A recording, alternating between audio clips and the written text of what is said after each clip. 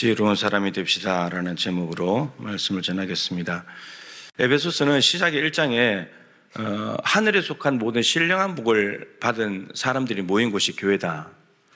성부 하나님께서 선택하시고 예정하신 것, 또 성자 예수님은 십자가에 죽으셔서 대속, 속량곧 죄 사함을 주신 것, 그리고 성령님은 우리 안에 오셔가지고 우리에게 인치시고 보증이 되신다.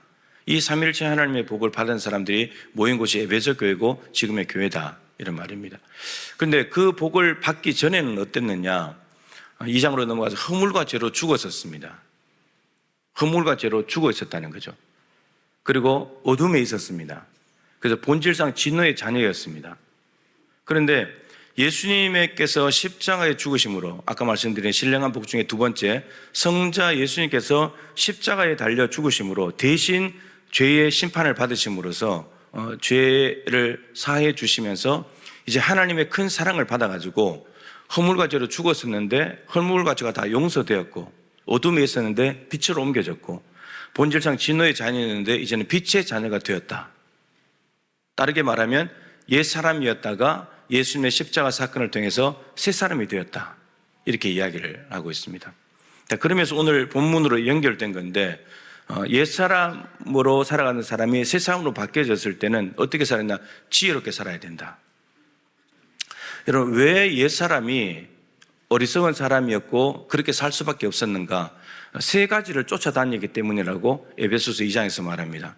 이 세상 풍조를 따르고, 이 세상의 흐름과 유행들, 세상의 방식들, 세상 사람들이 살아가는 똑같은 방식으로 쫓아다녔다는 겁니다. 뒤처지는 줄 알고, 그 못하면 바본 줄 알고, 그거 쫓아다니고. 두 번째, 공중권세 잡은 자, 마귀를 쫓아다녔다는 겁니다. 생각하지 못했겠지만 마귀에게 쫓겨다니는 삶을 살았고, 세 번째는 마음의 원하는 대로, 마음의 정욕, 마음의 욕심대로, 욕심을 따라서 살았다는 겁니다. 그러니까 세상에 있는 요소, 마귀, 그리고 우리 안에 있는 요소, 이 세 가지 요소 때문에 허물과 죄로 죽었었고 어둠에 있었고 본질상 진노의 자녀였다는 겁니다. 그런데 이제 새 사람으로 바뀌어졌다면 오늘 본문의 세 가지 요소로 이제 바뀌어지는데, 이 세상 풍조를 따르는 것이 아니라 이제는 뭘 해야 되냐? 세월을 아껴야 된다는 겁니다. 때가 악하기 때문에. 때가 악한데 그 악한 때에 거기에 편성을 해버리면, 그거 많은 사람들이 간다고 보편적이라고 해서 유행이라고 해서 따라가 버리게 되면 때가 악해가지고 악한 때 시류에 휩쓸려 가가지고 세월을 다 낭비하게 된다는 겁니다. 그러니까 이 세상 풍조를 따르는 것이 아니라 새 사람이 되었다면 이제는 세월을 아끼는 사람이 되어야 된다. 두 번째는 공중권세 잡은 마귀를 따라다니고 살았는데, 이제 새 사람이 되었다면 누구를 따라다녀야 되냐? 성령님을 따라다녀야 된다는 겁니다. 성령 충만해야 된다는 거죠. 이제는 바뀌어졌다는 겁니다. 세 번째는 마음에 원하는 욕심대로, 욕심을 따라 살았는데 이제는 그렇게 살면 안 되고, 새 사람이 되었다면 주의 뜻이 뭔가를 이해하고 그분 뜻대로 살아드려야 된다. 내 뜻대로 사는 삶에서 주님의 뜻을 이해하고 그 뜻대로 살아야 되는 삶으로 바뀌어져야 된다, 이렇게 말합니다. 따라서 결국은 이 세상 풍조를 따르고 공중권세 잡은 마귀를 따르고 내 마음이 원하는 대로 했던 삶을 그대로 살아간다면 그 사람은 어리석은 사람. 지혜로운 사람은 이제 세월을 아끼는, 성령께 이끌리고 주의 뜻이 뭔가를 이해하고 살아가는 사람, 그 사람이 지혜로운 사람이다. 오늘 본문에서 그렇게 정리를 하고 있습니다. 그러니까 순서를 좀 자연스럽게 정하면 성령님이 우리 안에 오셔야 됩니다. 하나님의 가장 깊은 것이라도 통달하시는 성령께서 오셔야 주의 뜻이 뭔가를 이해하게 됩니다. 깨닫게 됩니다. 그리고 그 뜻을 알았다면 그 뜻을 향해서 온 힘을 다해서 살아가게 되면 세월을 아끼게 됩니다. 다른 엉뚱한 짓 안 해도 되니까. 이 사람이 지혜로운 사람이다. 이렇게 오늘 말씀을 정리할 수 있겠습니다. 세월을 아끼라는 말 다르게 하면 시간이 이제 가는 것인데, 좀 다르게 말하면 목숨을 아끼는 거예요. 오늘 하루 사는 것은 하루 죽는 거잖아요. 우리가 앞으로 100일만 산다고 했을 때 오늘 하루를 정말 열심히 잘 살아내잖아요. 잘 살아내야 되고, 하루를 잘 살아내면 하루 생명이 줄어든 거죠. 이제 99일밖에 안 남았으니까. 그러니까 세월을 아낀다는 말은 목숨을 아끼는 거예요. 세월을 허비한다는 말은 목숨을 허비하는 거예요. 이 개념을 가지고 좀 말씀을 좀 들어가 보겠습니다.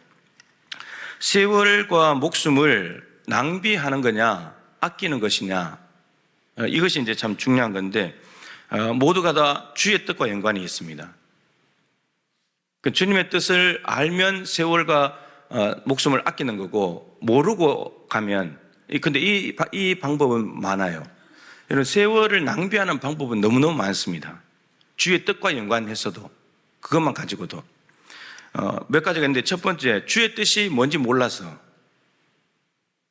주의 뜻이 뭔지 모르고 살게 되면 세월을 낭비하고 목숨을 낭비하게 됩니다.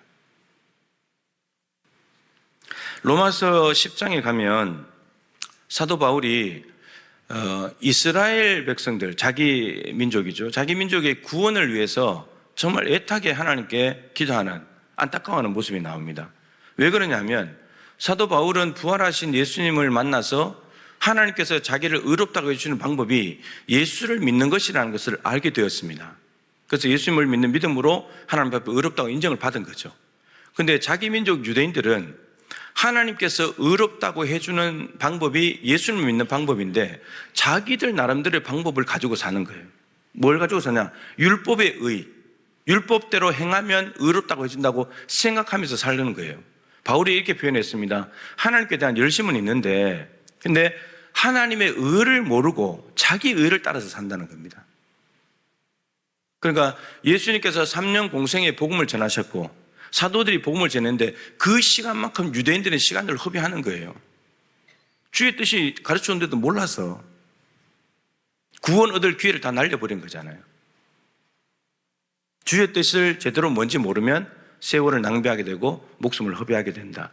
그런데 이것은 자연스럽게 뭘로 이어지냐? 여러분, 주의 뜻이 뭔지를 모르면 누구 뜻대로 살까요? 지 뜻대로 사는 거죠. 자기 뜻대로. 이거 자연스럽게 연결될 수밖에 없어요. 내 뜻대로 살면은 여러분 다 허비하는 인생입니다. 낭비하는 세월이에요. 그리고 또 하나는 주의 뜻을 잘못 알고 있을 수 있죠. 모르는 거하고 달리 잘못 알고 있을 수 있어요. 이게 주님의 뜻일 거야. 이게 주님의 뜻이야 라고 생각하고 사는 거죠. 사도 바울이 그랬습니다. 사도 바울은 예수님을 하나님의 저주를 받아서 십자가에 나무에 달려 죽은 죄인으로 알고 있었고 선배들이 바리새인들이 그렇게 가르쳐 줬기 때문에 바울은 그렇게 알고 있었죠. 예수는 죄인, 따라서 예수님을 추종하는 모든 예수 믿는 사람들 다 잡아야 돼, 감옥에 갖다 넣어야 돼, 이렇게 살았던 거예요. 근데 요한복음 16장 2절에 예수님께서 제자들에게 예수님이 떠나가시고 나면 사람들이 너희들을 출교시킬 거다, 유대교에서 쫓아내버릴 거다, 아니 회당에도 못 들어오게 쫓아낼 것이다, 그리고 너희들을 공회에 잡아서 너희를 죽일 거다, 너희들 순교하게 된다. 근데 그 죽이는 사람들이 뭐라고 생각하냐면 이게 하나님을 섬기는 거지, 이렇게 생각한다는 겁니다. 그러니까 바울 입장에서 한 명이라도 예수 믿는 사람들을 더 때려잡아야 하나님을 더 잘 섬기는 것이 되겠죠. 그 숫자가 많으면 많을수록 하나님을 섬기는 것은 비례해 나가겠죠. 그러니까 예루살렘에서만 만족하지 못하고 다메섹까지 가는 겁니다. 저기도 예수님 믿는 사람이 생겼다는 말을 듣고 거기서 잡아오려고 엄청난 열정의 사람이었습니다. 그런데 잘못 알고 있어가지고 그 시간 동안에 그 세월을 낭비하고 살아갔던 거죠. 그러니까 하나님의 뜻을 제대로 아는 것이 너무 중요합니다. 또 한 가지 더 있습니다. 주님의 뜻을 알긴 알았는데 알고도 안 사는 겁니다. 그러면 세월 낭비하는 거예요. 아브라함을 하나님께서는 사라하고 분명히 임신 못하고 나이가 들었지만 너희들 통해서 약속의 자녀를 주겠다. 근데 시간이 가도 아이가 안 나오니까 하가를 취해서 이스마엘을 낳았잖아요. 주님의 뜻을 알았어요. 사라를 통해서 아들을 준다, 다른 자녀는 아니다. 분명히 하나님께서 약속하셨는데 그 약속을 자기가 사라도 아니고 하가를 통해서 자가 추진 방식으로 애를 낳아버렸잖아요. 그랬더니 하나님께서 13년 동안 침묵하셨습니다. 아브라함을 찾아오지 않았어요. 13년 동안은 세월을 낭비한 거죠. 허비한 거죠. 하나님과 없는 시간들, 하나님과 함께하지 않는 시간들은 지옥과 같은 시간입니다. 아브라함은 그 시간을 보내게 됐던 거죠. 사울 임금도 마찬가지죠. 하나님께서 초대 왕으로 세워줬는데 하나님께서 나라를 어떻게 다스려야 될지를 알려주셨음에도 불구하고 자기 마음대로 해버렸잖아요. 하나님께서 아각 왕과 그에게 속한 아말렉 족속을 다 진멸해라. 사람이든 짐승이든.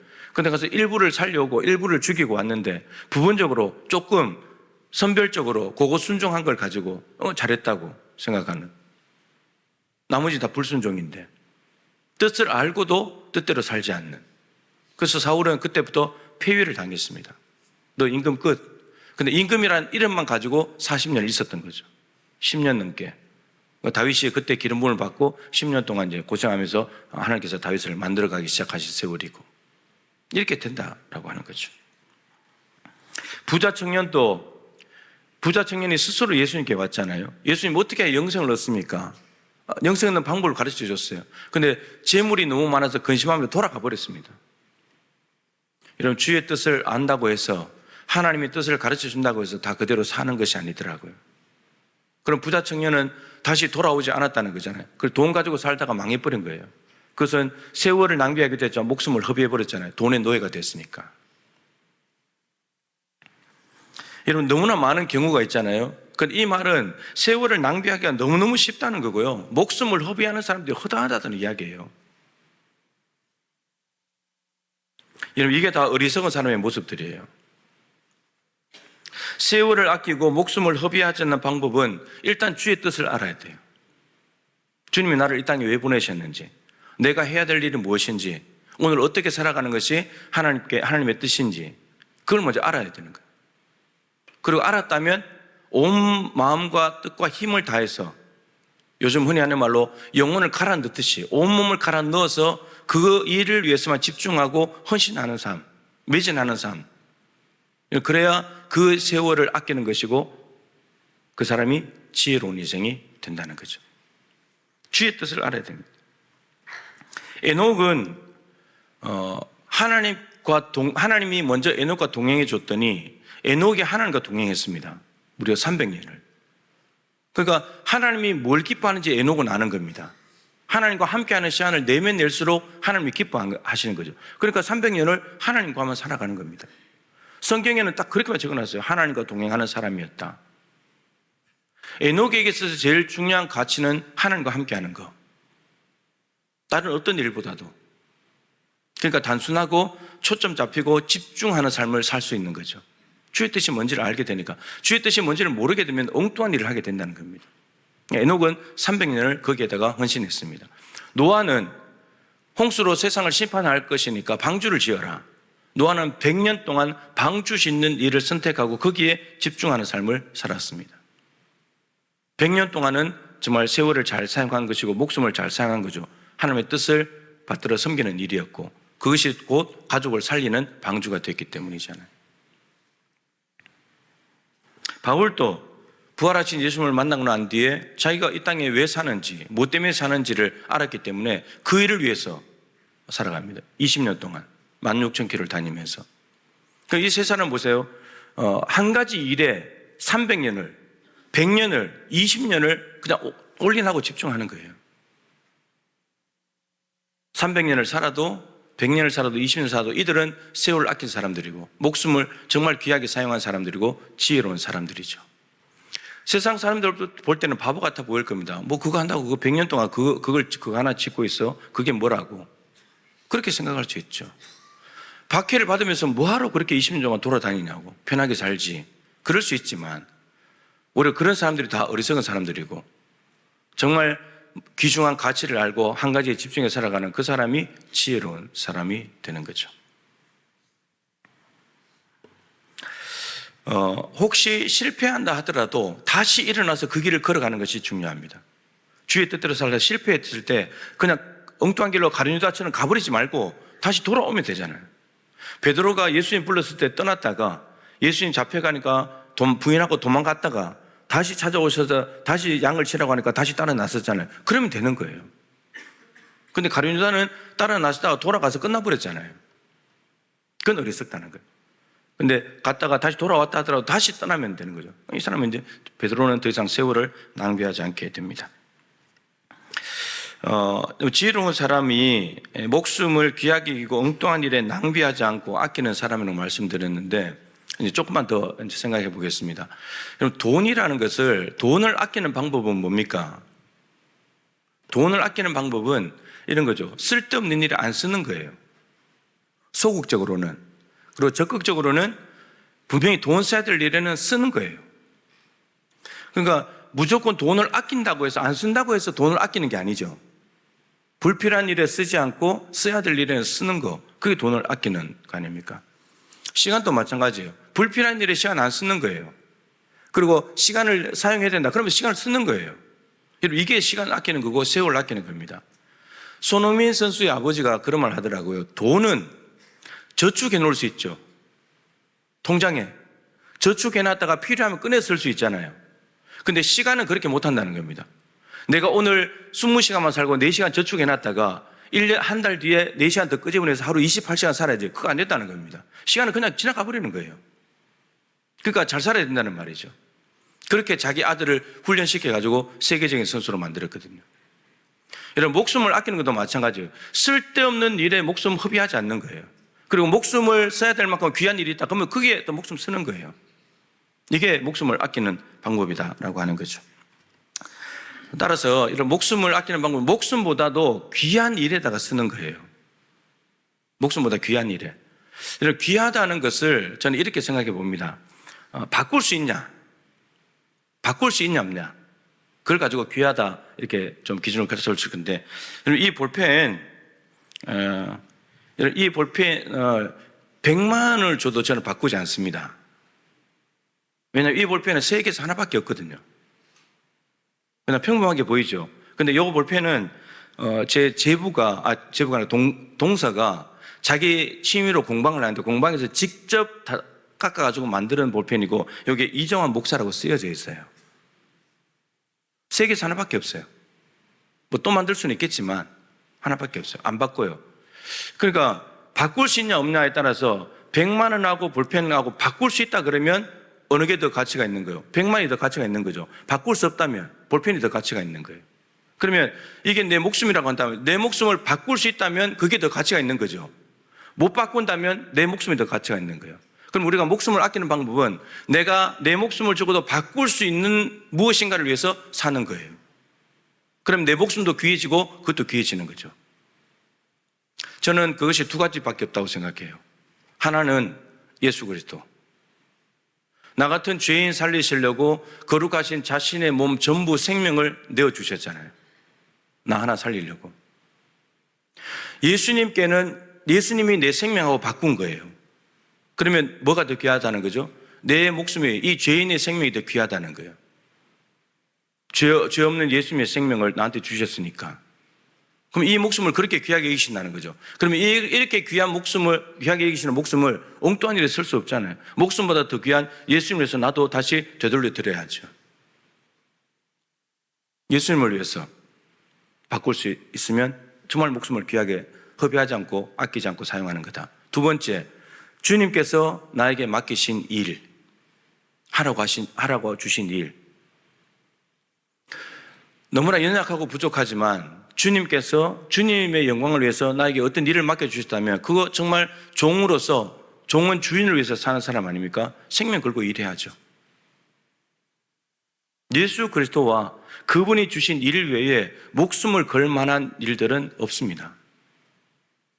예수님이 십자가에 달려 돌아가셨을 때, 십자가에 달려 돌아가시는 것은 죄인의 생명을 구원하시는, 그리고 아버지의 뜻이고 아버지께서 맡기신 일이잖아요.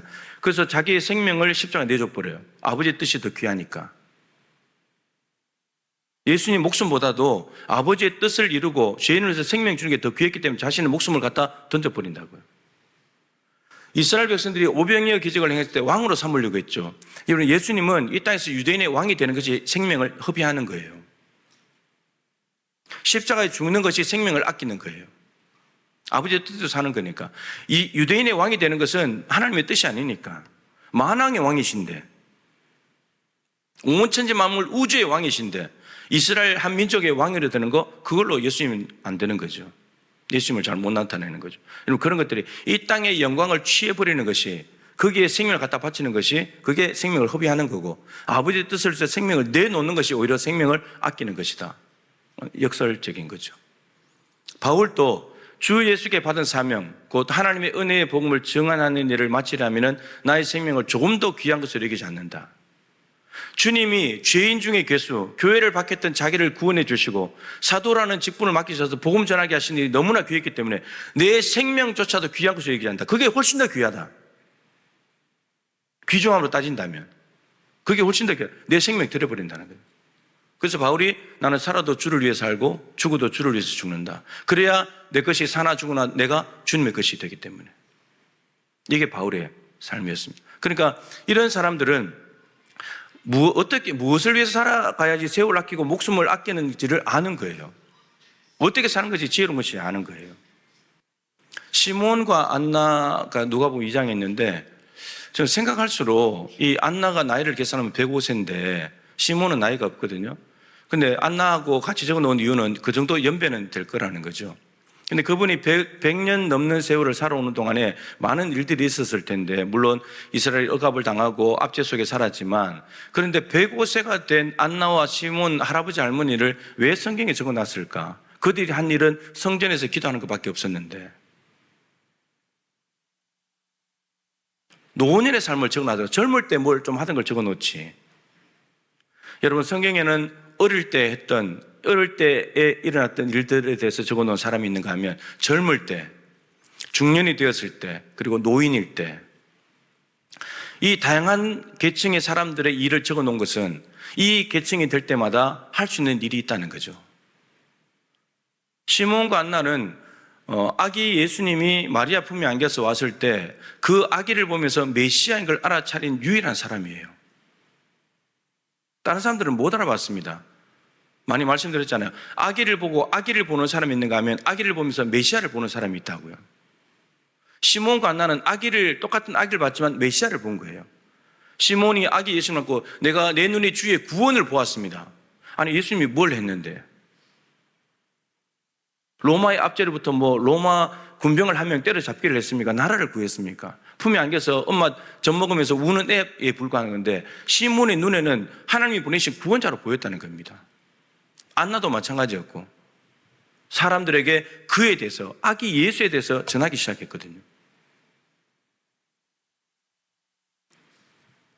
주께 기쁘시게 할 것이 무엇인가 시험하여 보라. 여러분, 젊으나 나이가 드나 하나님께 기쁘시게 할 것이 분명히 있을 것입니다. 에녹은 하나님과 동행해 보니까 하나님이 너무 기뻐하시니까 그 삶을 선택한 겁니다. 300년을.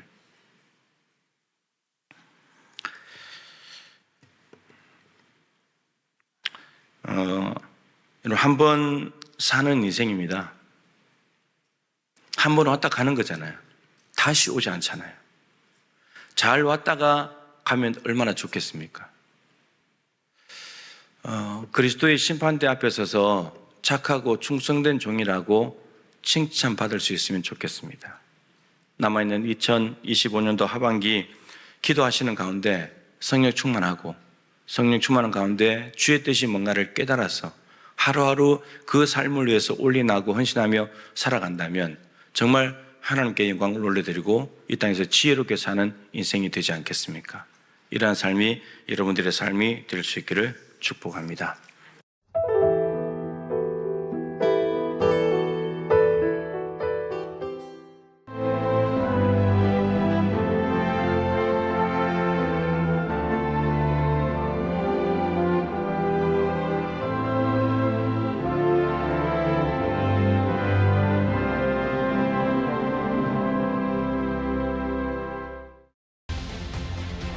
대한민국에는 아주 오래된 길이 있습니다. 8,000년의 시간 속에 다듬고 보듬으며 지켜낸 생명의 길, 순천 갯발. 1000년의 가치를 담아 오롯이 간직해온 치유의 길, 순천 서남사. 그 길 위에서 펼쳐지는 수많은 삶의 이야기들. 세계 속에서 빛나는 그 귀한 가치를 더 나은 내일로 이어가는 시간. 2025 순천 세계유산 축전.